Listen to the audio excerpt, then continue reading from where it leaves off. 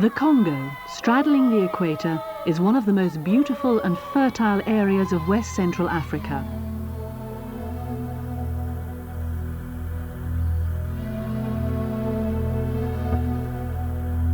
Dominated by the Great Congo River, the exploration of oil and the country's great forests have helped support a rapidly increasing population. But other inhabitants of this part of the world have fared less well. This area of Africa has been home to man's closest relative in the animal kingdom, the chimpanzee. But over the years, chimpanzees have faced an increasing threat from hunting and capture by man. This is the story of how a number of chimps survived the trauma of capture and follows them through their gradual rehabilitation. Since the trading of chimpanzees became illegal, many of the chimpanzees have been taken from hunters and brought to the care of zoos like this one in Brazzaville. Although initially a saving grace, the chimpanzees still lacked the care and supervision that was required. Their plight came to the attention of Jane Goodall. My involvement with Brazzaville Zoo started just after I'd been to Pointe Noire. I went to the Brazzaville Zoo. People had warned me not to go because I'd be shocked. I was shocked, but I had to go and see. And I found there a chimpanzee named Gregoire, who was put in his cage in 1944. And when I met Gregoire, he was a complete skeleton and he had virtually no hair. I could hardly believe he was a chimpanzee. And I think the picture of Gregoire as he was then has haunted me more than any other captive chimp I've ever seen. Chimpanzees right across Africa are disappearing very fast. It's partly because of the destruction of habitat, but it's also because of hunting. In some African countries, chimpanzees are hunted for food, but even if they're not eaten, mothers are shot so that babies can be taken and sold. They're sold very often as pets to people living locally. They're also smuggled out for the international entertainment and biomedical research trade. The condition of the chimpanzees quickly improved with the commitment of the Jane Goodall Institute and its volunteers. Chimpanzees like Gregoire soon regained their natural stature.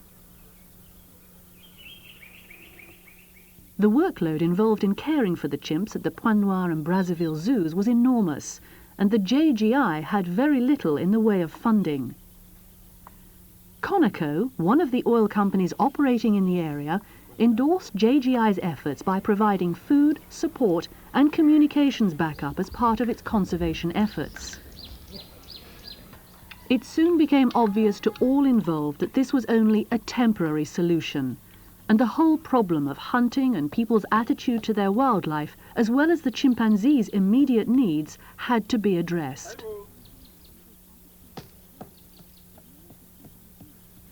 With this in mind, plans were drawn up to build a sanctuary for the chimpanzees out in the wild. It would provide the chimps now dependent on humans with a greater degree of freedom and a more natural existence. Well, the basic project is going to consist of an electrified fence encircling this copse of trees down here, which will be the chimps' living area, plus an introduction cage, which will be a modular facility, enabling us to keep 20, 25 chimps of varying ages in cages that'll have connecting doors, which will give the keepers a great deal of flexibility in the way they manage the introductions and hopefully minimize the natural sort of fighting that goes on with establishing the pecking order of a group of chimps that have, not all of whom have met each other before. So basically, through the middle here, there isn't anything. Yeah. This specially designed cage will offer the chimpanzees the shelter and protection that they have become dependent upon, and allow closer inspection of them by the keepers. The sanctuary will also include a house that will provide accommodation and act as a research and conservation centre. A lot of times you don't follow a straight path to your objective. This is actually the third site that we've had under consideration for the project, and of course this is where we'll wind up. But at first we had selected a gorge. Secondly, we selected an island, the water constituting a natural barrier because chimpanzees can't swim.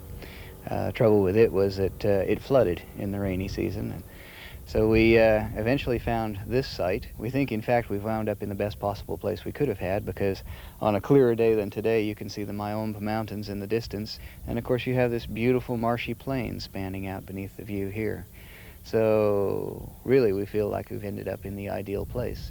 But it did take us the better part of a year to wind up here.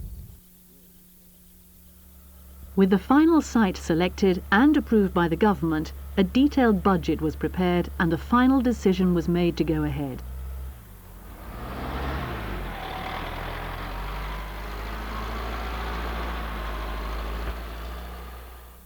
Conoco was by now winding down its presence in the Congo, but by fulfilling its commitment to the project and the JGI, it was felt that it would be making a positive impact on the environment where it had operated. Conoco would be leaving behind an ongoing legacy to the country and the people that had been its host for 7 years. Which is very, I remember earlier on it was a lot more swampy than this. And, A thorough inspection of the sanctuary's woods was carried out with Steve Matthews, a construction engineer with experience of designing and building similar projects.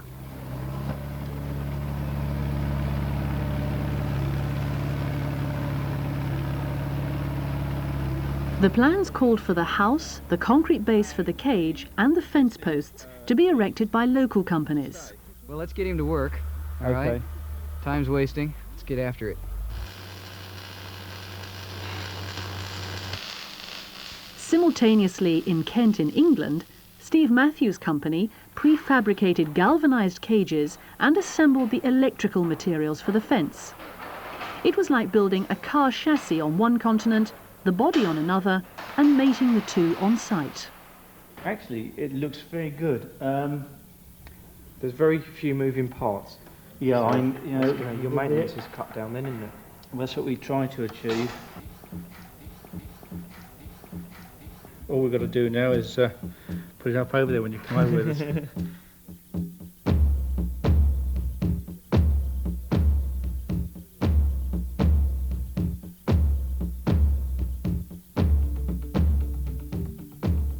Then began the long, arduous journey to Mpili, first by boat, then overland, mostly on dirt roads.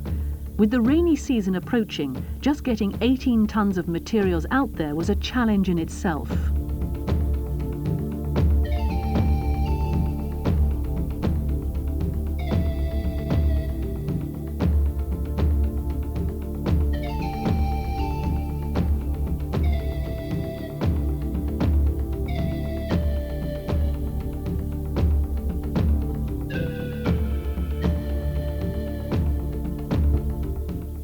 This scale of activity inevitably generated a great deal of interest, and despite being in the middle of the African bush, it didn't escape the scrutinous eyes of the customs officials.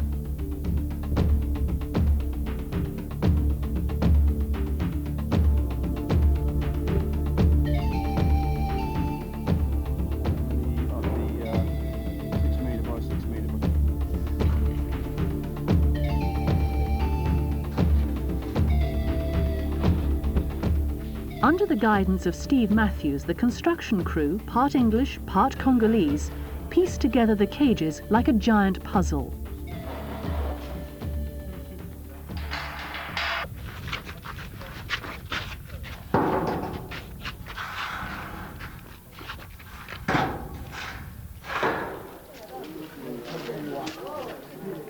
The future success of the project depended on the support of the villagers of Mpili. Ça va. Bonjour. Bonjour.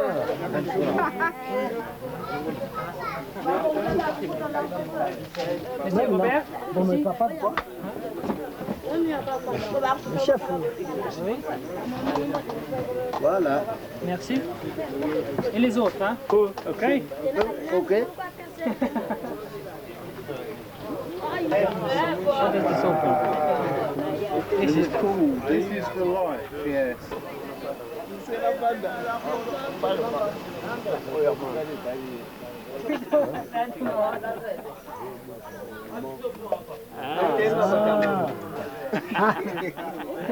Voilà. Ok.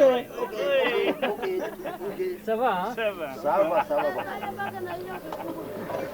Deux semaines ou quelques 2 semaines que Madame Goodall était ici et visitait le village. Steve. Communication in this former French colony was not easy for everyone, so books were given as gifts to help illustrate why the chimps needed such special treatment. Le chimpanzé, c'est Madame Goodall qui a écrit ce livre.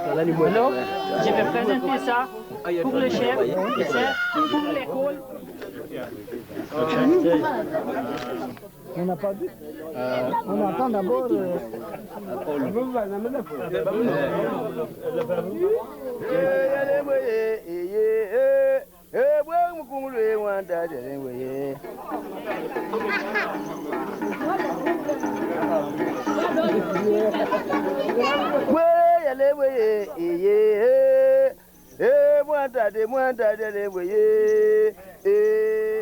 The villagers will benefit from the presence of the sanctuary. A few of them are to be employed as full-time wardens to help in the day-to-day care of the chimpanzees. But they also supply fresh fruit and vegetables to their new neighbours.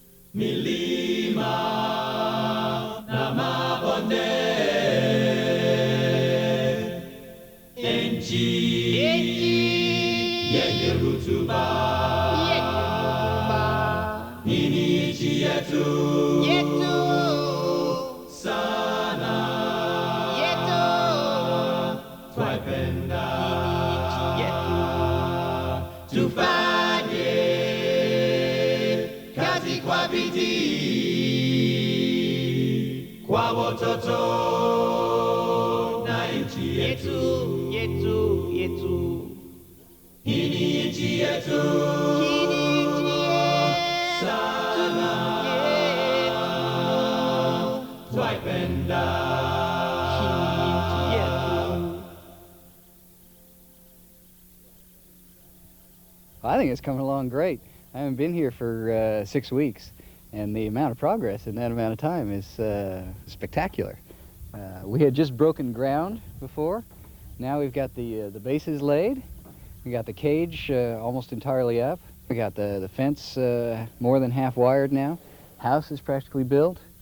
It's just been a heck of a lot of work in that amount of time. Now I'm especially impressed with the climbing trapeze apparatus down there that Steve Matthews put together, apparently in an afternoon. He's used the few trees that had to be cut for the fence clearing and put them in a way that not only looks like a lot of fun, but is done with some understanding of how the chimps are actually going to approach it as well. I think it's a terrific addition, and certainly going to make the chimps want to spend some time out there.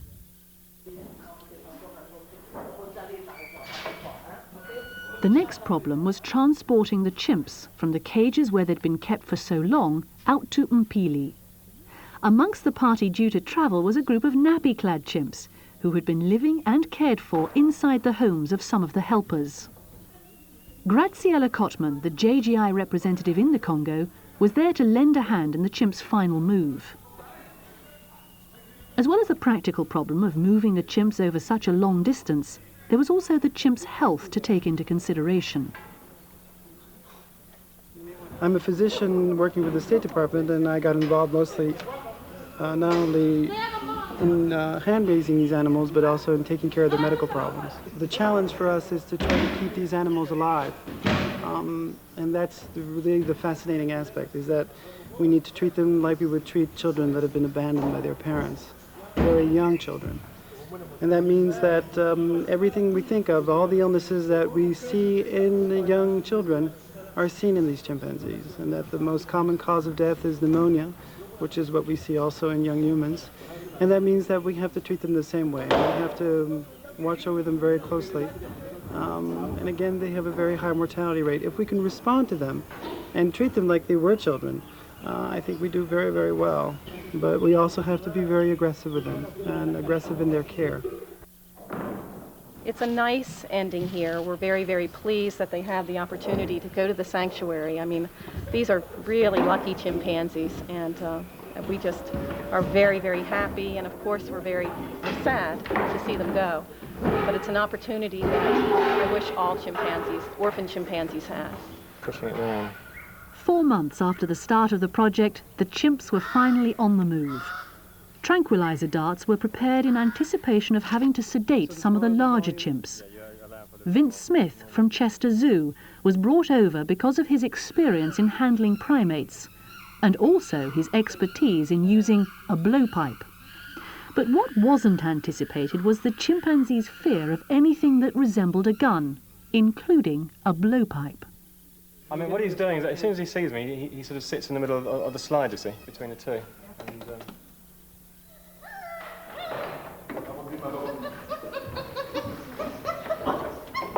But it seemed the travellers could be lured into the unfamiliar crates with bribes of food and a great deal of patience.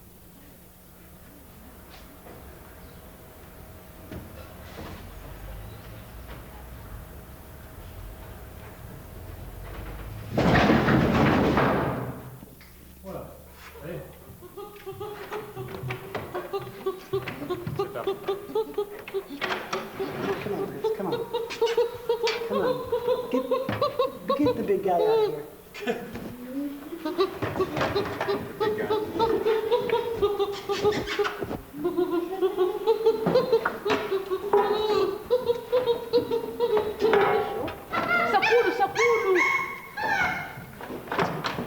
what is the problem? Is there some sweat?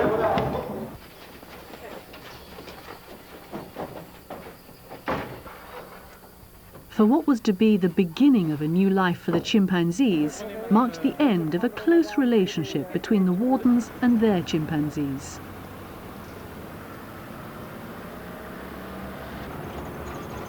Once safely aboard, another ordeal, a trip in an aeroplane.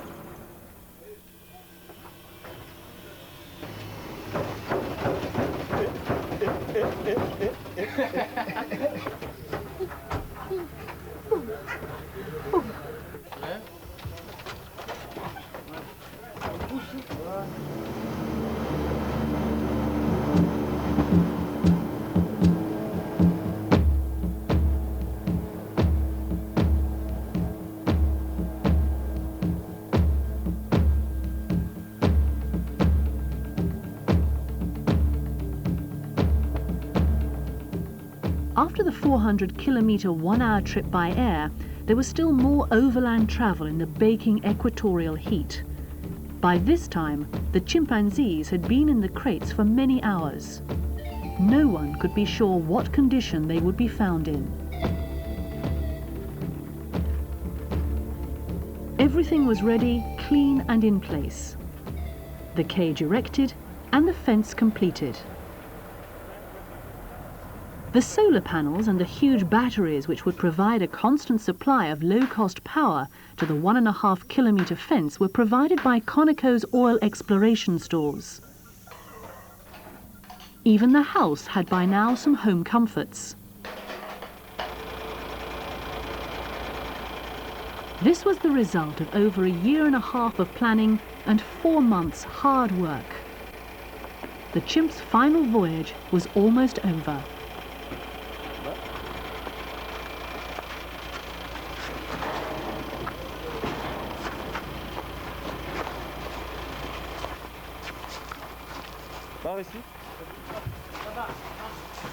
The last time I was here, the ground had not even been started to have been developed. It's just wonderful. It's really better than I even expected.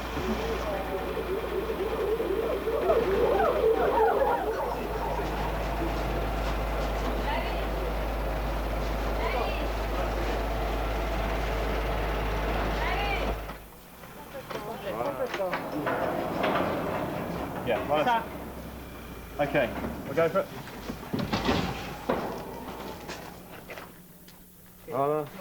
Fermez, s'il vous plaît. The big question now was how were the chimps going to react? Vous pouvez ouvrir.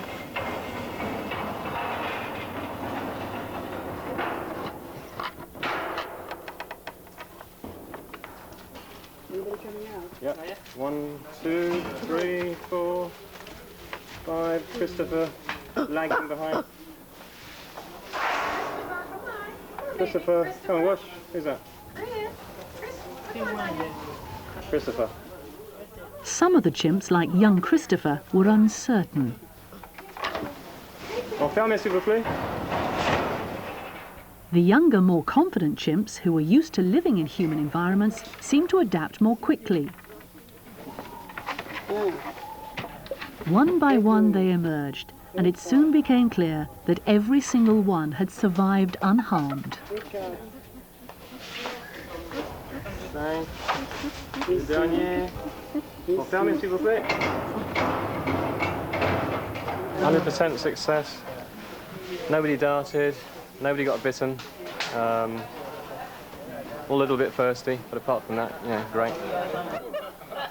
We were so worried that we would have either some injuries, either in people or in chimpanzees, and also we were so worried that we could even have a casualty, you know, because we've had at least 1 or 2 of them who were sick and maybe die of dehydration, but we were extremely lucky. I think also very well organized overall.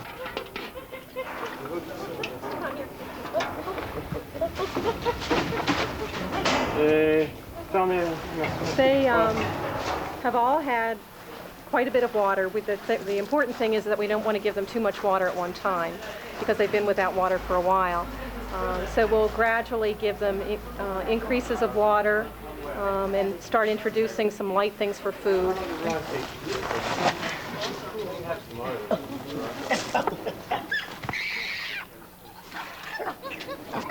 it. Come on. Here. All right. It's all right.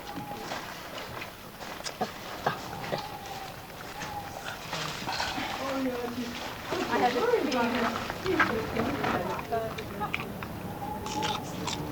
Go, Flo. Go, Flo. Go, Flo. She's doing great. Flo. They've all done incredibly well. Yeah, yeah.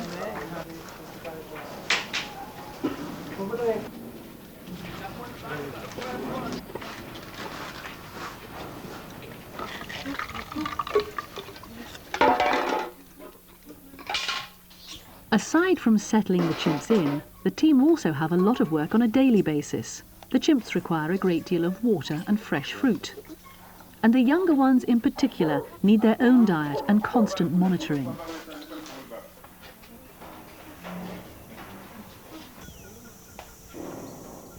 The operation of moving the chimps in had gone smoothly. Gradually they were introduced to one another in the central area of the cages.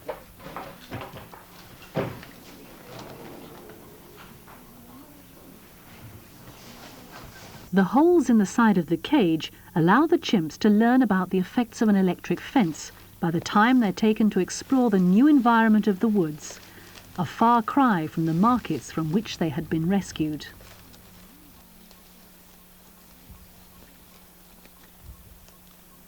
Get to the root of the problem. You've got to try and stop the poaching. And there's many ways of doing that via education, trying to teach the people the value of their own national heritage. But it's also to try and explain to the expats and people like them that they're the sort of people who tend to buy these animals as pets. They'll see these chimps in the market looking very sorry, and although their heart is in the right place, by trying to help and by buying these animals from the poachers, they're actually perpetuating the problem. In order to justify spending money on a few individual chimpanzees, we hope to use them, perhaps I could even say, as ambassadors for the remaining chimpanzees in the wild. I can't really speak highly enough of Conoco, that they were willing to come in and help the chimpanzees and help the Jane Goodall Institute. It was their support that enabled our daydreaming to come to realization, and that is a dream of creating a large sanctuary where these pitiful orphans could learn to live a semi-free existence. We would continue to care for them, but they would have freedom, they'd have trees to climb and grass to romp on.